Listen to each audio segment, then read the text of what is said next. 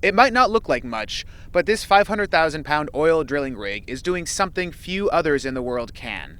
It's walking. I'm Ernie Scheider with Reuters, here in Westchester, Pennsylvania, at the headquarters of Schramm Inc., a company building a drilling rig that's a step ahead of everything else. This rig can move from drill hole to drill hole on its own, be operated by remote control, and load pipe automatically.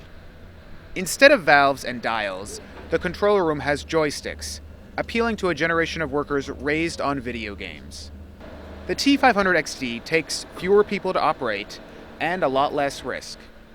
As opposed to some of the conventional rigs that still operate today with derrick men 70 feet in the air, this machine has nobody 70 feet in the air. In fact, the pipe handling is done from inside the cabin.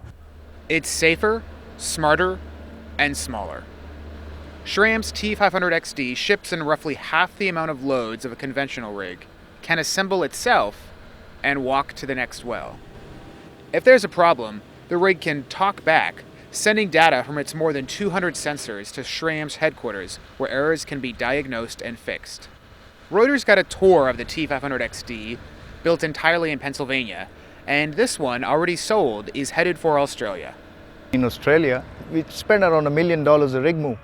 So if you move a rig 6 times a year, it's $6 million. But for a T500XD, I think we would be spending less than $500,000.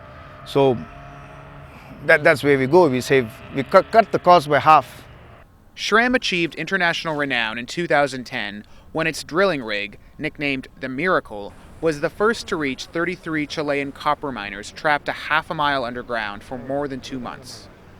With the T500XD, Schramm is hoping to make headlines yet again and move the drilling industry into the 21st century.